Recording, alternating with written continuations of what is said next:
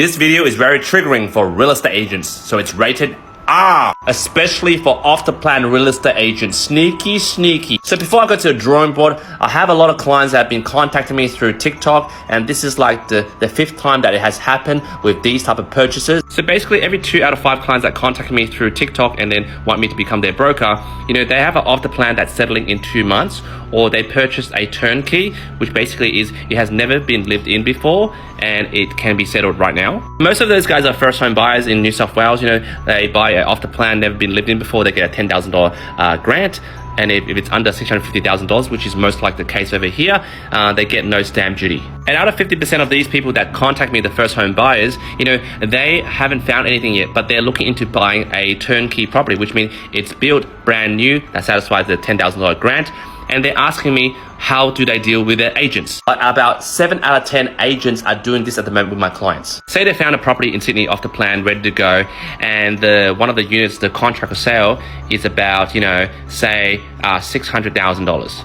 So we have my client over here and they got a pre-approval with me already. So they are dealing with these OPREs, which I call them off-the-plan real estate agents. I'll call them OPRE. So all my OPRE plays 2 games with them, and this is what they're offering. So these OPREs do these naughty tactics. So number one is, for example, if they want to sell this property for $600,000, what they tell the client is, let's put the contract for $630,000 or $640,000, but I'll give you a $30,000 to $40,000 kickback underneath the table. Number 2 OPRE naughty tactic is that they'll offer to pay $3,000 to $5,000 under the table as well towards the client's solicitor, just to cover the solicitor costs. And I think these OPRE watch too much Grant Cardone or Tony Robbins sales motivation videos, and they come off really aggressive. So they're like, hey, you want to buy this property? Oh, by the way, I'll give you $30,000 under the table. Oh, by the way, I'll pay for your solicitor costs, okay? You want to buy it? And my client's like, whoa, what the F? That sounds pretty sus. And they call me. And then me and the client are wondering, well, why is this agent so desperate? And I find that a lot of noob agents, they're in the industry for like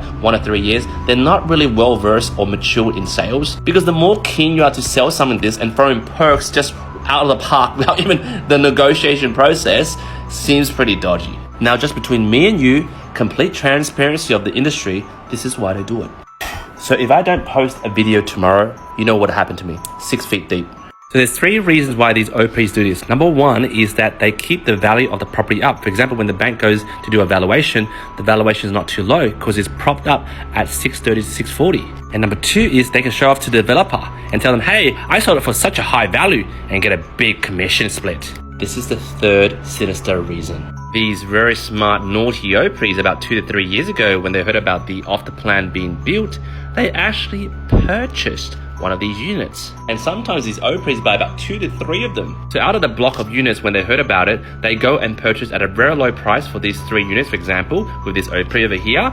And then they put a put and call option. Then there has been a crackdown of these type of put and call options. So the government demands that you pay double stamp duty when you buy it and when you transfer it. Right now, these OPREs are just buying it under their names. For this example, this OPRE might have bought one of these properties at $500,000 each. Then you might be saying, where did they get that cash to put down the deposit? Well, let me show you. Simply go to this website and get a deposit bond. So they get a quote, and then they probably cost them about $4,000 to $5,000, and then they apply for a deposit bond. Then they get a DP, which is deposit bond, to purchase these properties and then sign a contract under their name for a minimum deposit. So let's do the math. So they buy one, that's about $5,000 to $8,000 for the deposit bond in terms of the costs over the 12 months or 24 months. And then they have to pay stamp duty, which is about $20,000, 4% of the purchase price. Just say the holding cost of doing this is about $30,000. These OPREs are very patient animals. So basically they wait and fast forward, and then they meet my client, which is the first home buyer, and they sell it to them for $600,000. What's the simple math of $600,000 minus